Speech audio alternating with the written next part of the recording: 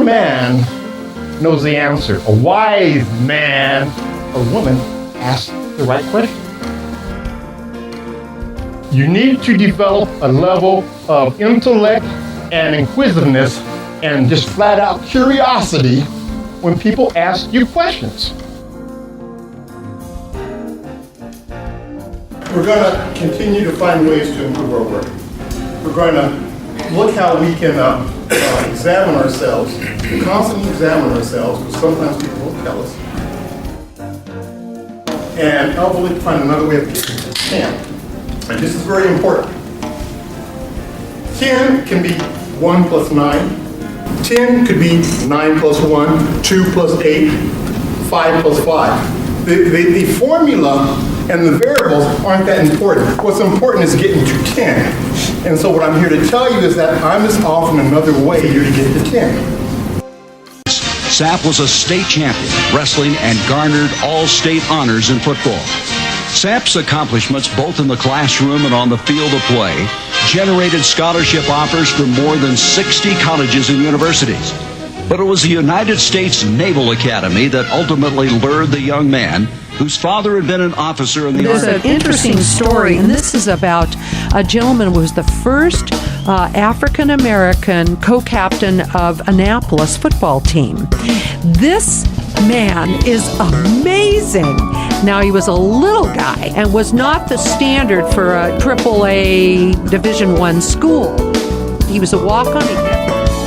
Now, this man not only won every possible award, he even won Player of the Game against Notre Dame, and Notre Tony Dame Dorsett, voted number 33, like nobody had done all season. This is a man who had rushed for 268 yards and 4 touchdowns against Army the week before. Nose guard Jeff Sapp forces this fumble, and Chet Bowler is there to recover. It was a long, gray October afternoon for the Pitt quarterback, Robert Haygood. Navy holds Dorsett. It's not unusual for him to dominate the game by himself in a lot of ways, where he'd make upwards of 10, 15 tackles in one particular Saturday afternoon. He runs better than a 4.6 40, which is faster than all of our backs, than any of our backs right now. And he has great instincts. He's strong and tough, quick with great instincts, and he's just a natural, and I don't think there's a better middle guard in the country than Jeff Sapp right now.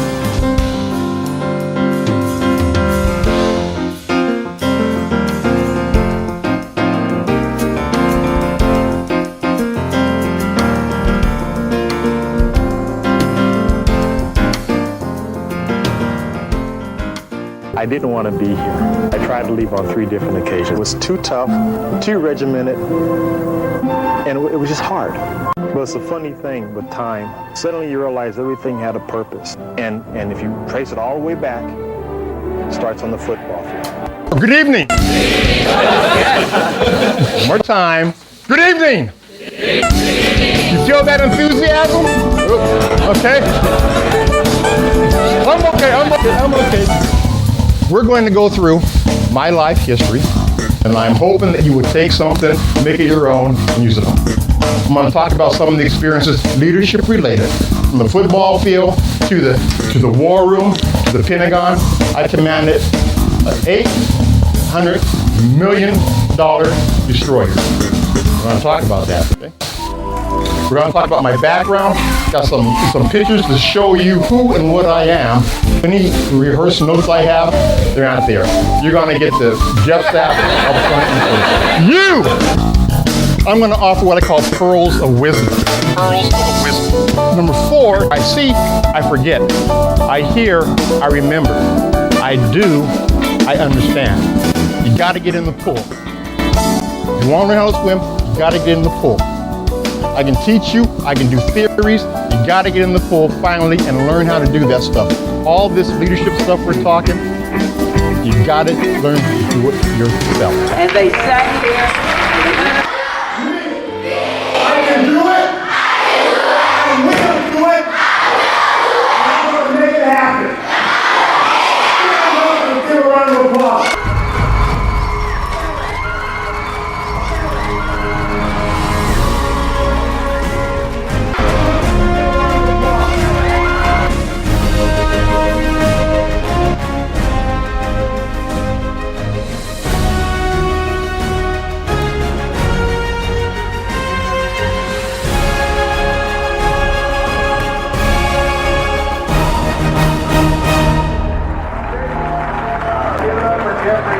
You must get something that nobody can take from you. And part of that something is what goes into your head, and I call it education.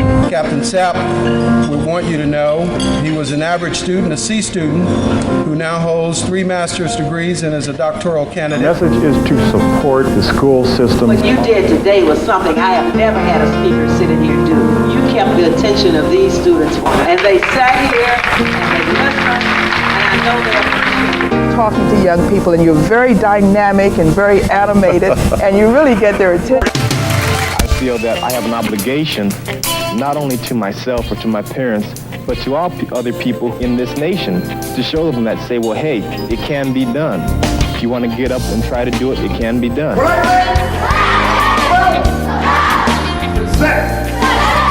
I think me. I will succeed. I will succeed. I will succeed. Stand up and give yourself a round of applause. He holds his head up and says, yeah, if he could do it, I could do it, or else, you know, it gives those young kids a little bit of self-pride, something to work at.